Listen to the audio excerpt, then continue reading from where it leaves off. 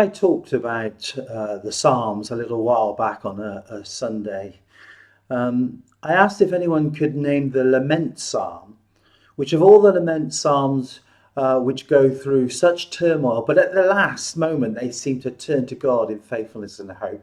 This one Psalm doesn't do that. It seems to finish in despair and hopelessness. That Psalm is Psalm 88. Well done for those who got it. Now, one of the most difficult seasons we can enjoy is when we feel God is silent, especially if we're going through challenging situations and circumstances. And let's be honest, who of us isn't going through challenging circumstances and situations? When it seems everything is going wrong, and your help seems to be nowhere in sight. It leaves a person, I guess, feeling forgotten. It leaves a person confused. It leaves someone feeling, simply rejected. Our major frustrations from these seasons come not from simply being in this hole, this pit, but thinking that God's silence means his absence. If this is you, you're not alone. The author of Psalm 88 has not only been through this type of heartbreaking situation, but he's written about it. Psalm 88 appears to be one of the saddest and most dismal chapters in the Bible. If you haven't read it, check it out, and I'm sure you'll agree. The writer expresses feelings of being just overwhelmed, cut off, forgotten, grieved, rejected, terrified, despairing. Worst of all, though, in all of that, he's crying out to God and he's wondering where God is in all his suffering. And the psalm ends, as I've said, not on an ending of hope, but it ends by saying, darkness is my closest friend. But I want to suggest that there is hope. There is hope in this psalm. And it's not offered in its ending, but it's offered in its beginning. Psalm 88 verse 1 says this, Lord, you are the God who saves me. Day and night I cry out to you. Before the psalmist brings his laundry list of everything that's going wrong, he acknowledges something. He acknowledges that there is hope for salvation in God, even when God appears silent. We learn that just because God is silent, that doesn't mean he's absent. And it certainly does not mean he's not working behind the scenes on our behalf. The psalm calls us not to be deceived by the darkness in our lives. It's never greater than where our help comes from. Even when you feel you're in a hole or a pit, as the writer of Psalm 88 describes, God is there with you.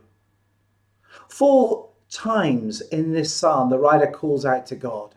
And his plea reminds me of Jesus. It reminds me of Jesus on the cross, crying out in his darkest hour to the Father. We read it, don't we, in Matthew 27, about 3 p.m. Jesus cried out in a loud voice, Eli, Eli, lama sabachthani, which means, my God, why have you forsaken me? Now, I want to ask the question, do you think God stopped loving Jesus because he was on the cross? Was Jesus' suffering a sign that God has dismissed his son? Well, absolutely not. If God didn't stop loving Jesus on the cross, then no matter what dark season we are in, he has not and will not stop loving us. And if he's promised, as he has, to never leave or forsake you, we need to trust perhaps that he's right in the darkness with us. He walks through the valley of the shadow of death with us. We may not always feel, we may not always hear God, but we can always believe his promise is greater than our darkness. This dark season pushes the writer of Psalm 88 closer to God. He's not calling out to another person or some other thing for help. He calls out to the one he knows can save him. This psalm reminds us that our dark seasons don't serve to show us that God is absent, but they go to show us how much, how desperately we need his presence. The psalmist felt his life was near death, so he cries out to the very one who raises the dead. He doesn't look for salvation from people or things. When you're near death, you cry out to the one who's overcome it. Paul says something similar in 2 Corinthians. He writes to the believer of the Corinthians, "We do not want you to be uninformed, brothers and sisters, about troubles we're experiencing in the province of Asia. We were under great pressure, far beyond our ability to endure. We despaired of life itself. Indeed, we felt we had received the sentence of death. But this happened that we might not rely on ourselves, but on God, who raises the dead." Paul, like the writer of Psalm 88, was in so deep a pit, he felt he was going to die. Yet Paul shares with us that even this season had a purpose. That purpose was for him to rely less on himself and more on God. This is difficult and this is hard. There is purpose in pain. And there is hope in a dark season to push us into the light. I'd encourage you to do as the writer of Psalm 88 did. Call out to God.